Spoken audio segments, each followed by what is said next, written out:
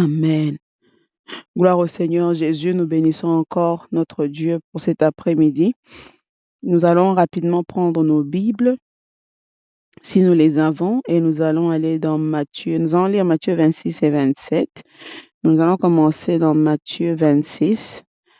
Nous allons lire à partir un peu long du verset 36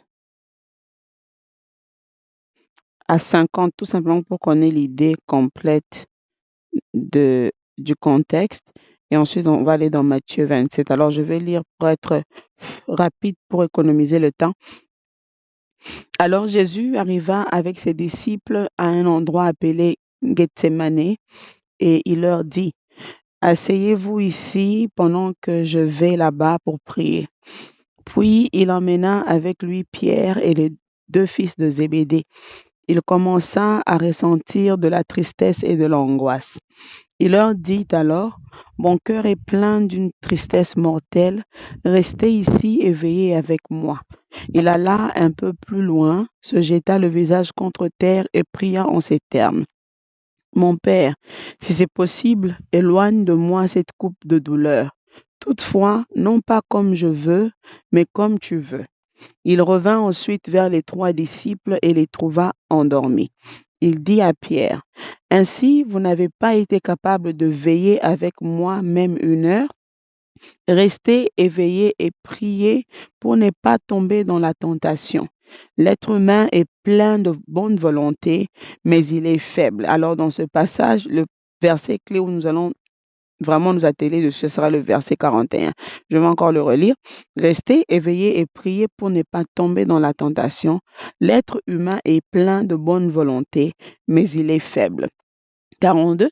Il s'éloigna une 2e fois et pria en ces termes, « Mon Père, si cette coupe ne peut pas être enlevée sans que je la boive, que ta volonté soit faite. » Il revint encore auprès de ses disciples et les trouva endormis. Il ne pouvait pas garder les yeux ouverts. Jésus les quitta de nouveau, s'éloigna et pria pour la 3e fois en répétant les mêmes paroles. Puis il revint auprès des disciples et leur dit, « Vous dormez encore et vous vous reposez? Maintenant, l'heure est arrivée et le Fils de l'homme va être livré entre les mains des pécheurs. Levez-vous, allons-y. Voyez, l'homme qui me livre à eux est ici. » 47. Jésus parlait encore quand arriva Judas, l'un des 12 disciples. Il y avait avec lui une foule nombreuse de gens armés d'épées et de bâtons. Ils étaient envoyés par les chefs des prêtres et les anciens du peuple juif. Judas, celui qui leur livrait Jésus, avait indiqué à cette foule le signe qu'il utiliserait. « L'homme que j'embrasserai, c'est lui. Saisissez-le. » Judas s'approcha immédiatement de Jésus et lui dit, « Salut, maître. » Puis il l'embrassa. 50, il y a encore un autre verset important ici. Jésus lui répondit, « Mon ami, ce que tu es venu faire, fais-le vite. » Alors les autres s'approchèrent, mirent la main sur Jésus et l'arrêtèrent. On va aller dans Matthieu 27.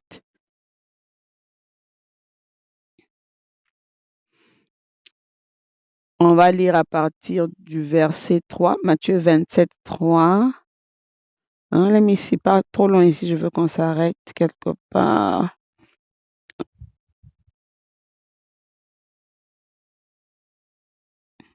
On va s'arrêter au verset 5. On va lire Matthieu 27, 3 à 5.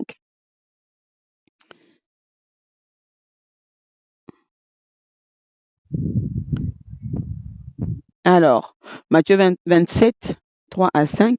Judas, celui qui l'avait trahi, apprit que Jésus avait été condamné.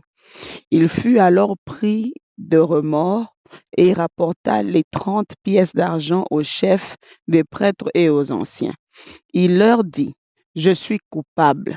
J'ai livré un innocent à la mort. » Mais ils lui répondirent, « Cela nous est égal, c'est ton affaire. » Judas jeta l'argent dans le temple et partit, puis il alla se pendre. Que le Seigneur bénisse sa parole. Alors, nous sommes en train de parler d'humilité tout ce mois et aujourd'hui, on veut toucher à un autre aspect de l'humilité qui concerne, parce qu'on va peut-être se demander, mais comment on reçoit l'humilité et si on l'a, comment est-ce qu'on le conserve? Comment conserver l'humilité? Et ça va nous ramener dans le chapitre 26 que nous lisions tantôt, où Jésus dit aux apôtres, quand il les emmène sur la montagne pour prier avec lui, avant qu'il ne soit bien évidemment enlevé, c'est au verset, je pense que c'était le verset, je vais rentrer là-bas très rapidement, je pense que c'était 38.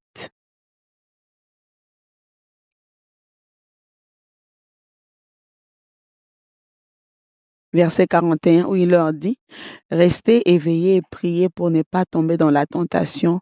L'être humain est plein de bonne volonté, mais il est faible. Alors, ce passage nous fait comprendre que tout simplement, la seule et unique voie qui serait effective pour qu'on puisse obtenir l'humilité et la conserver, c'est la prière. Donc, si on veut savoir comment conserver l'humilité, comment d'abord l'obtenir et comment la conserver, c'est tout simplement par la voie de la prière. Parce que la prière fait quoi? La prière nous rapproche de Dieu, qui est la source de la force. C'est lui qui crée en nous le vouloir et le faire. Comme le Christ dit, on a beau avoir la bonne volonté d'aimer Dieu. On a beau avoir la bonne volonté de servir Dieu de tout cœur. Voilà pourquoi nous sommes allés dans Matthieu 27 pour qu'en fait on puisse réaliser la personne de Judas. Il est l'un des apôtres que le Seigneur avait choisi. Même lorsqu'il s'avance vers Jésus, comme il a dit, il a donné les signes à ces gens que celui que j'embrasserai, c'est celui-là que celui-là est attaché dans sa cellule-là, Jésus.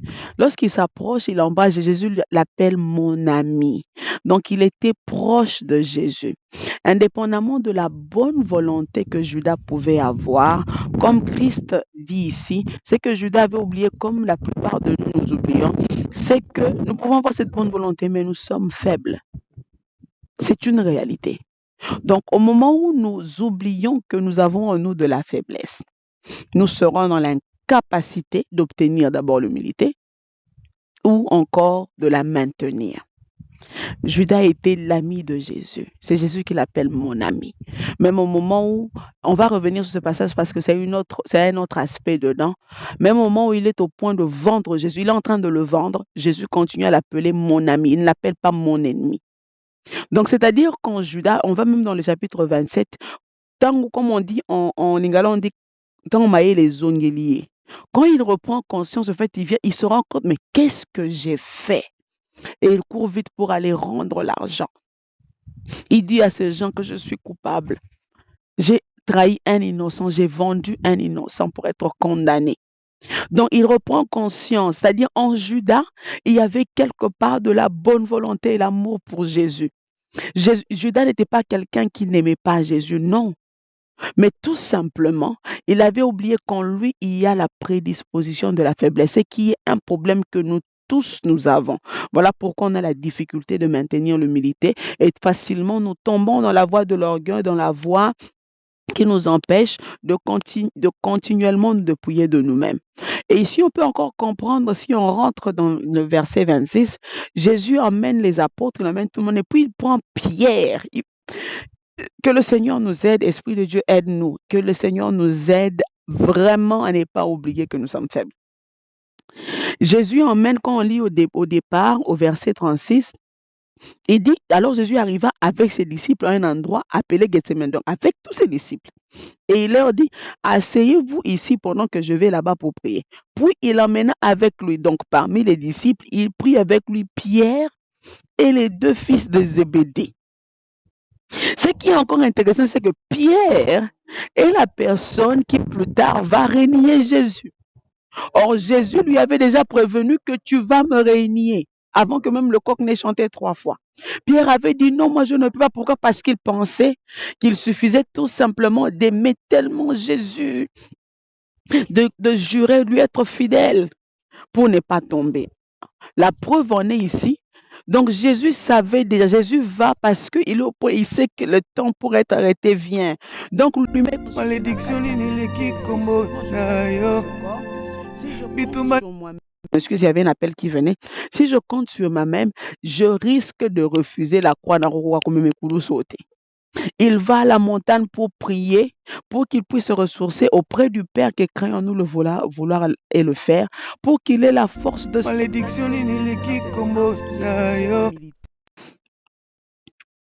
Mais Pierre et les fils de Zébédée ne comprennent pas ça, ne saisissent pas ça.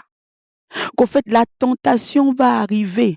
On peut avoir la bonne volonté, oui, on peut aimer le Seigneur, mais si nous ne restons pas à la brèche, voilà pourquoi il make sense again. Quand la Bible dit rester éveillé, veiller et rester sobre, c'est-à-dire rester toujours alerté, toujours en état de... Il n'y a pas autre voie.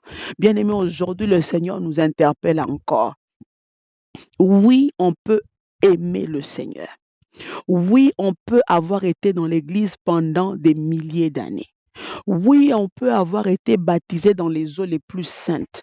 On peut avoir parlé en langue dans les langues les plus saintes des anges. On peut avoir servi tout le monde. On peut avoir été gentil devant tout le monde. On peut avoir juré au Seigneur, Yahweh, je ne te laisserai pas. Mais si nous n'adoptons pas la vie constante de la prière qui est la source de la force pour maintenir l'humilité, on ne saura être humble. On ne saura rester fidèle dans cette marche d'humilité. Le Seigneur connaît qu'on a la bonne volonté. Nous allons toujours nous retrouver comme Pierre et comme Judas qui n'ont pas su prier, que nous sommes déjà tombés. Nous avons déjà régné le Seigneur. Nous l'avons déjà trahi. Donc la seule voie pour nous, pour maintenir, d'abord obtenir cette humilité et la maintenir, l'entretenir, c'est la prière.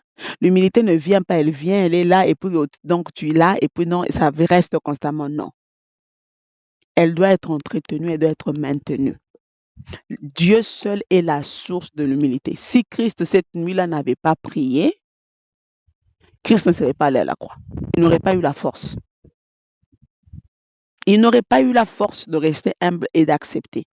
Il serait peut-être défendu. Prochainement, on va encore entrer dans ce passage pour voir lorsque un de ses disciples va couper l'oreille d'un autre, ce qui s'était passé. C'est Christ qui portait le corps humain, ne s'était pas donné en prière cette nuit-là à Gethsemane.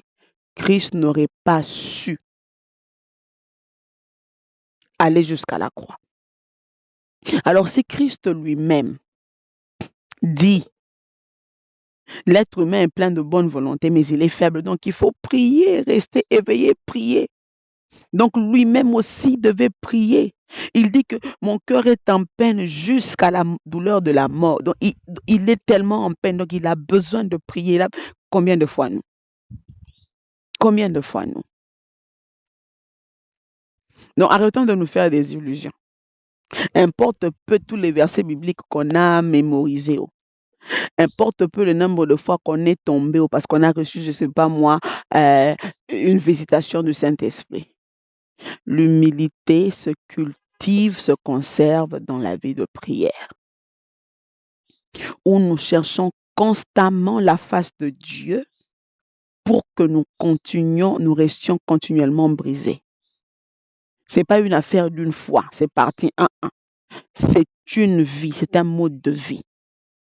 Donc, ce qui revient encore à dire, comme on avait dit l'autre fois, au lieu de perdre trop de temps à prier pour les choses que nous cherchons matérielles dans ce monde, passons plus de temps à prier pour l'humilité dans tout ce que nous sommes en train de faire.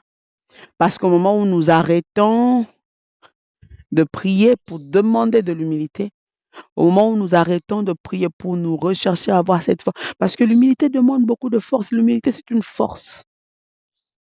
L'humilité, c'est une force. L'humilité, ce n'est pas une faiblesse. Ça peut paraître comme une faiblesse aux yeux des gens, mais spirituellement, l'humilité est une force. C'est dans l'humilité, comme la Bible dit, l'humilité précède bien évidemment la gloire. On entre bien dans sa gloire lorsqu'on est humble. Donc, cette force-là, on ne peut pas nous-mêmes nous la donner. On ne peut que la recevoir de Dieu. Donc, ne prions pas seulement, Seigneur, pour que je puisse jeûner, je ne sais pas pourquoi, pour que je puisse pas. Non, commençons à prier comme Christ.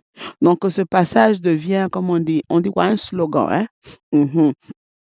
Et comme un slogan dans notre vie, où on se dit, oui, je suis pleine de bonne volonté. Seigneur, je t'aime de tout cœur, mais je dois prier pour ne pas renier Christ. Si Pierre peut-être avait passé le temps de prier ce jour-là avec Christ, peut-être qu'il n'aurait pas renié le Seigneur. Si Judas avait passé beaucoup de temps à prier, n'est pas seulement se contenter qu'il est avec Christ, oublier qu'il a des faiblesses. Nous avons des faiblesses en nous. Et il y a des choses, des fois, des faiblesses en nous qui sont tellement ancrées dans notre ADN. Ce sont des choses, quand on regarde, qui caractérisent nos familles, d'où nous sommes venus, l'environnement dans lequel nous évoluons, l'entourage dans lequel nous évoluons, que des fois, on ne peut pas se tromper, on ne peut pas se faire des illusions, croire que nous sommes sans faiblesse. Nous avons des faiblesses en nous.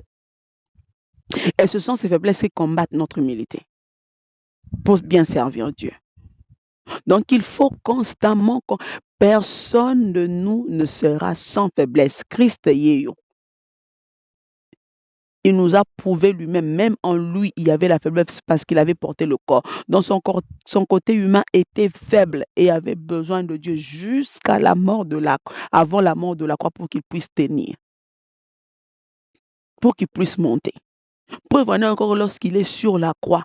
Comme maintenant il est complètement humain, on va aller voir ça plus tard, peut-être un autre jour si le Seigneur nous fait cette grâce. Christ dit sur la croix, après qu'il ait porté tous les péchés, en ce moment-là, il était complet. J'ai compris que Christ, il était complètement humain. Lorsqu'il dit, Père, Père, pourquoi m'as-tu abandonné? Ça, c'est pour un autre jour. Est-ce que Dieu va abandonner Christ? Non.